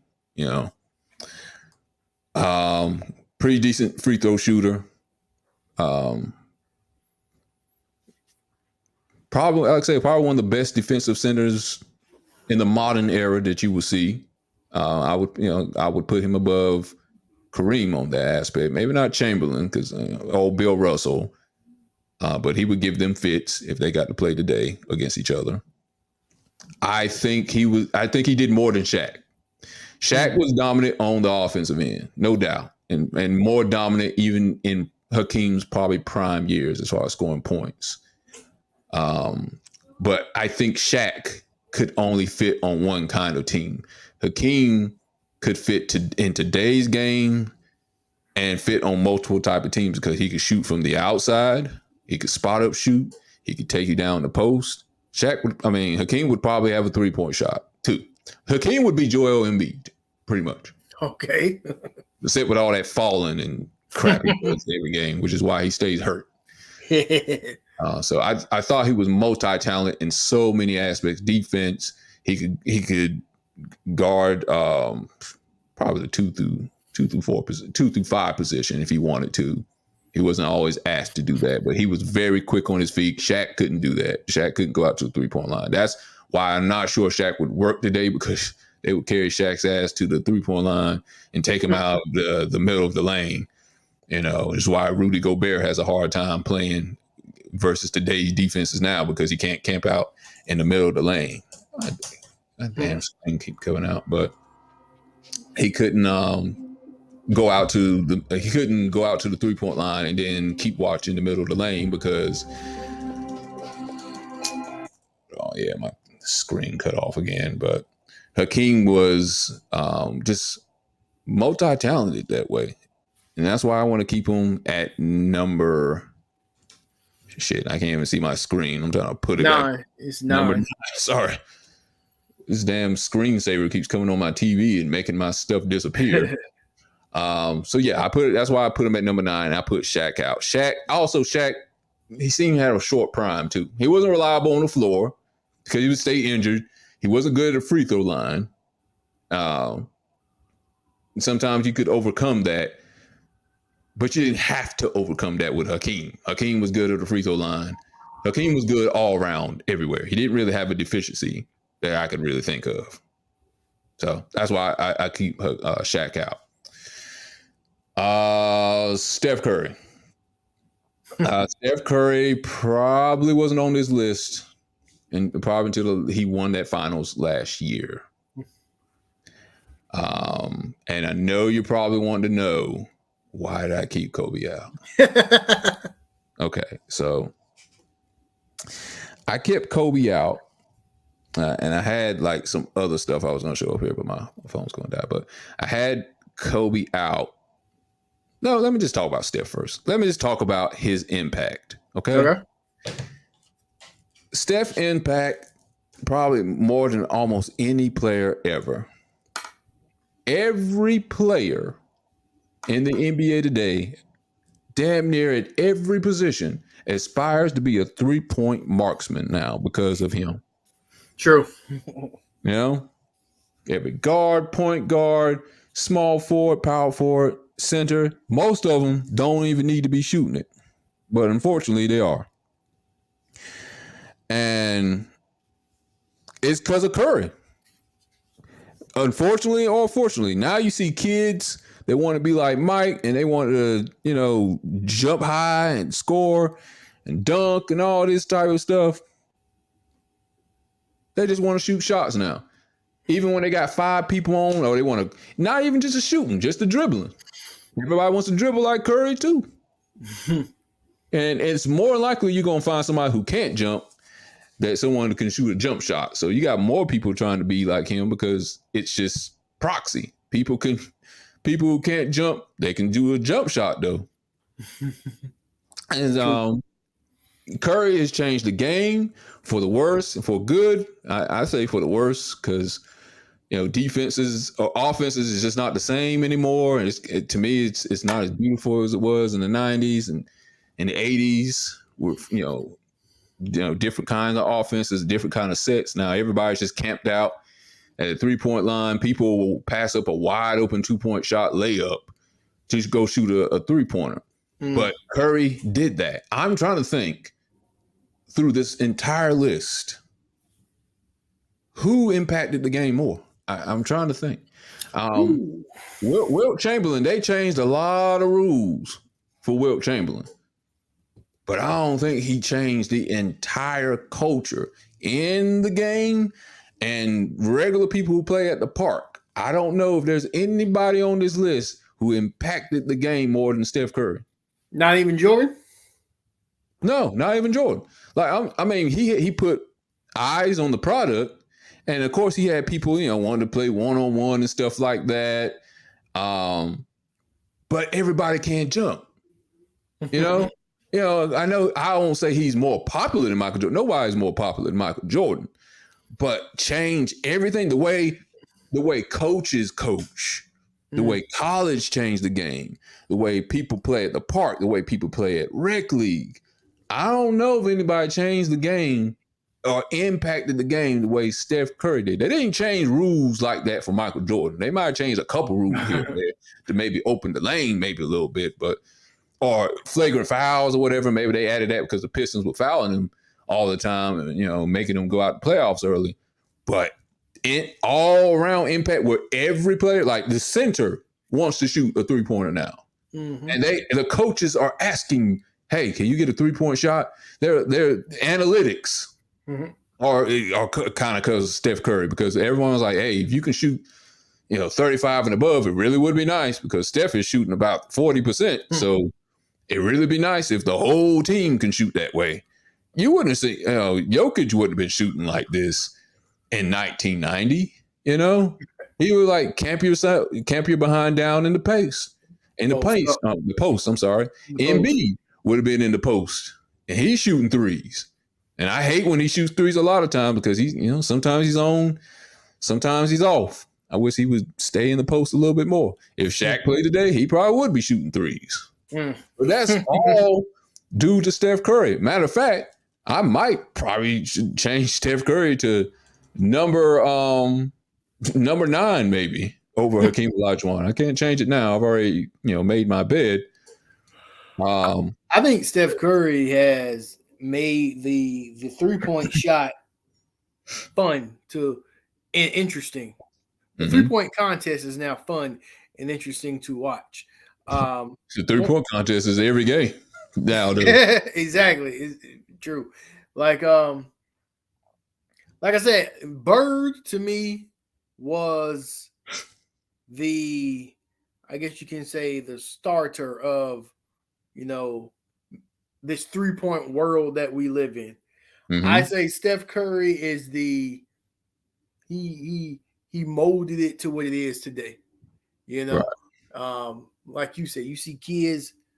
My son, whenever I play him, he's shooting threes, just jocking up threes, and there's a step back. There's variations of how to get open for a three. Now, I will give Steph Curry that credit, because back in the day, you open for a three, you're on the wing, someone's double team, you just kick it out. Now there's dribbling combinations and creative ways to get open for a three, which again I credit Steph Curry. So I wholeheartedly agree with the fact that Steph Curry has changed the game as far as the 3-point shot. And this is why I couldn't put Kobe in there. I couldn't put Kobe in there because Kobe was great. But I don't think he changed the culture. He did impact the game, but that's going to go against my argument, what I was about to say. It was tough. It was tough, man, because Kobe's one of the greatest two-way players too. He got 2 finals that he impacted. It was 2 finals he impacted. He didn't impact the first 3. This is what's going to go against my argument, because Curry only won 1 finals MVP. But Curry is also the only unanimous MVP, regular season MVP ever. I think he's won 3 altogether. Kobe only won 1. Usually most of these people up here, let's see, Jordan has 6, Jordan has 5, LeBron has 4, I think. Kareem has 6. Magic had 3. Will, I don't think they had that around back then. Larry Bird had 3 in a row. Duncan had 3, I think. Bill Russell didn't have it. Olajuwon had 2. Steph Curry, I think, has 3. Usually on my list, you got at least have more than one regular season MVP. And Kobe only has 1. So I think with the reason Kobe may be off your list, if I can probably think of another argument against Kobe, even though he's on my list. People like to say Kobe was the greatest copycat. So That's another reason, yeah. So how can you be impactful if you're copying Jordan? You know, he was the greatest copycat. Even in interviews, Kobe said that, you know, if you're going after you want to be the greatest, you're gonna mimic the greatest, and that's what he did with Jordan. So how can you have any impact on the game or have any originality if you're copying Jordan? And that is, there's nobody like Steph Curry. There's nobody. No. I mean, there's players get kind of, Dame is kind of somewhat, but no, Steph was him. He was the original one. Exactly. I would say no, not even him. Although Ray Allen is one of the best 3-point shooters, Ray Allen did not dribble, yes, and then shoot. Ray Allen would just create a way to get open through running and all on the wing, and they'll just kick it out to Ray Allen. Hence that shot that saved LeBron against the Spurs. That's how Ray Allen made most of his threes. I vaguely remember a shot, a 3 that Ray Allen created off dribbling. yeah, and that's why when other people say, well, what about Reggie Miller and stuff? I'm like, yeah, but Reggie Miller was running off of screens to get himself wide open to shoot 3. Steph Curry would do it in your face. He'd only needed like 2 inches of freedom to shoot a 3 in your face from damn near the logo. That's that's another thing. It's like he would make it look so easy. There were people that was shooting from half court, and it was like, wow, what a crazy shot. You'll never see that again, or it's rare you're ever gonna see that. And he was doing it for fun. Yeah, he's made the rarity of a half court shot the norm now. Yeah. Like at one point, a half court shot was like a circus act. Yeah, the Globetrotters and all that. But now it's the norm in the NBA because of Steph Curry to take a half court shot. Damian Lillard, like you said, he is no Steph Curry, but he has a lot of Steph Curry in him as far as the 3-point and dribbling to get open. Yeah. And I know the argument, there was a discussion after the Curry beat the Kings, and Stephen A put it out there like, is Steph Curry the greatest point guard of all time? I even hate that discussion because, one, can't even consider Curry a point guard. That's another way I guess he impacted it because he's not even a point guard. He's only point guard by name, but he doesn't, he's not leading his team even in assist. That's Draymond. So he's like a shooting guard and a point guard prototype body. I don't know how to even list him. That's the best way to put it because he has the stature of a point guard. Yeah. And he was even saying, is he greater than Magic?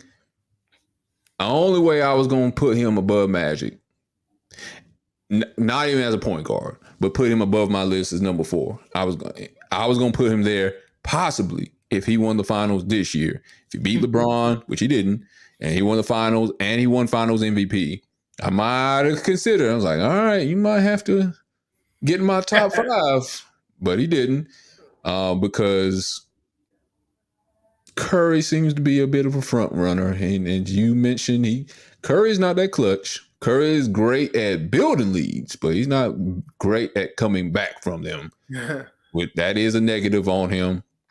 In your defense, I would say if I was down by 10 points in the fourth quarter by 5, I'd probably trust Kobe more And name probably I would trust Kobe more to bring me back from 10 points down. Yeah.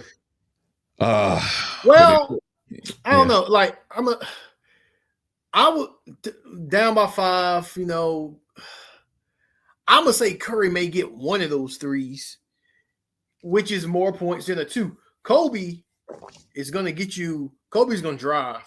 Kobe's gonna get you a layup. He's gonna get you a fadeaway. He may get you a 3 as well. But the 3, obviously the 3-point shot is more than the 2-point shot. So I'm gonna say Curry will get you at least one. It's the wanting to take the shot at that point. Mm-hmm. No matter what shot it is, Kobe's gonna want to take it. Yeah. Kobe wanting the ball in his hand at that point. I'm not so certain Curry wanting the ball in his hand at that point. It's been shown time and time again. He does not seem to hit the shot. What was it? What was the stat? It was like 0 for 24 with the last 30 seconds or something like that in the playoffs. Mm-hmm. Something like that. That's horrible. And that kind of hurts. Again, my argument a little bit for why I would keep Kobe out. I don't know what Kobe's stats are for that. I know his stats aren't that good for clutchness, but Kobe ain't afraid of the moment, though. I'll say that. Kobe wasn't afraid of the moment. Jordan wasn't afraid of the moment. And like I said, I think I said earlier in the show, nobody on either one of our lists is like have flawless clutch moments. They're gonna miss. They're gonna have moments where they miss. Kobe got that one against Phoenix, which was big. That was big. Kobe had the one against. He had several clutch moments against Utah right before he retired. So, Kobe is a clutch shooter, a clutch player of the list, and clutch was a factor I determined. Which is why Kobe is on there in impact, but Kobe was the, like I say, he wasn't afraid to take it. Wasn't always going to hit it, but when I watched Kobe take a shot, I felt like he was going to hit it, even though he probably didn't hit it. Yeah, he didn't hit it most of the time. He was on let's see his stat. The final 10 seconds of a game, he's 5 of 22. That's not even 25%. I think Jordan clutch shots, I think he's 50%. I think LeBron might be right behind him. Mm-hmm. I think Kobe has the most game winners, I think, of all time, though. I think so. No, he does. It's just the fact that and to have a game winner means you let the team stay in the game the whole time. Mm-hmm. That is something Steph has not had to worry about, I would think, as much as the Kobe's and the Jordans, because of their 3-point, because of the 3-point ability, prior to this year. Yeah. Because of their 3-point ability, they would just rain threes all game, so the game's not close at the end. Yeah. Well, I think that's that, and it's not so much that I think Curry's more unstoppable than Kobe. I had to add the impact factor in that because I don't know if there's anyone who's had more impact on the game inside and out than Curry. I have this whole list. I don't think there is anybody. Maybe Rod Artest when he went to the stands because they changed a whole bunch of things. They changed the way you dress. They started making players dress in suits after a while. They could you can make that argument for Iverson then. Yeah. Well, they looked at him too, but after that happened, they was like, they started kicking fans out. They started saying too much. They would give you texts faster than ever before to calm players down. I'll say Draymond Green, as far as texts, he's kind of revolutionized that, because prior to Draymond Green, maybe Rasheed Wallace. Prior to Draymond Green, Rasheed Wallace got a couple was kind of known for texts, but Draymond Green makes Rasheed Wallace look like a cakewalk as far as texts. Yeah. I don't think Rasheed got to play when they finally put a number on how many ticks you can get in the regular season before you get suspended. Man. Okay, you're right. Yeah. Because that Rasheed Wallace got a couple ticks himself. Yeah. I think Draymond was like at 3 or 4, and I think you only get 7 for the playoffs. I mean, not the regular season. Mm-hmm. And then you get a suspension. So it's probably good he got put out early. Yeah, but that, Kobe, like I said, I would trust Kobe probably more in the fourth quarter, definitely over Steph Curry, just because one believes in himself more than the other. That's I feel. Steph, Rob Parker for ESPN, him and Chris Broussard do a show called The Odd Couple. He doesn't believe Steph Curry is the greatest shooter of all time. And he said because he doesn't have any great moments like in the playoffs where he's beating the team pretty much with his shooting. No clutch moments he can think of. And he's like, well, because he can think of things with Reggie Miller or Ray Allen where they've done stuff to kill teams with their shooting. And he brought up that stat where like Curry's like over like, I don't know, 24 or something like that in the last 30 seconds of a playoff game. He doesn't consider him to be the greatest shooter based off of that. I don't know. What do you think about that? Based off of that. I mean, I think it goes back to when I said he doesn't have to be that clutch if you're already winning the game. If you're already hitting threes throughout the game, there is no need to be clutch. But I think Steph Curry is the greatest shooter of all time. I do. I think Steph Curry is the greatest shooter of all time because, as you just said, how he has impacted the three ball culturally, and how it has impacted the NBA, even outside of the NBA. Cats you see in parks shooting, you know how we always go when you shoot a shot in the trash. Jordan, Kobe, people say Curry now. Yeah. People say Curry when they shoot a paper ball into the trash. So, like I've heard my son do it. Maybe that's a generational thing, but you got to think Curry is playing in this generation, so that's an impact. I don't agree with the fact that he's not the greatest shooter of all time because he's not clutch in the playoffs. I think he is the greatest shooter of all time because what he's done outside the playoffs, how he approaches the three ball. I mean, for Christ's sake, like we said, people are taking shots from the half court mark. That's all Steph Curry. Yeah, I think he's the greatest because of the things you mentioned, but because of what he has to do to get a shot off versus Miller and Ray Allen, where they have to run. Dale Curry, his dad, they ran around screens to get wide open to shoot shots. Occasionally they had hands in their faces, but he is shooting with someone draped all over him, and it's not like a set jump shot either. Yeah, or they're totally squared with the rim. These are hard shots. Imagine if Curry did that. If he just ran around screens just to get wide open like Miller and got wide open shots. Wow, what would his shooting percentage be then? Yeah, I mean, you're correct. Absolutely good point. Like I've seen Steph Curry cross people up. Yeah, step back, the hezzy move, and then just drain it. So. And that's tiresome too to do all that. Yeah, and so you're right. It's tiresome. So along with what he's done culturally with the three ball, how he gets open speaks volumes in comparison to Reggie Miller, Ray Allen, all the other old school 3-point shooters back in the day. I get it that they're creating a path to get open while running off a screen. But let's remember this. A screen takes another person. Steph is doing this on his own. Right. So yeah, I disagree with Rob Johnson. I do think it hurts him that he's not that clutch it seems like in the last seconds of a game. Yeah, it Need to be a definitely front runner. hurts.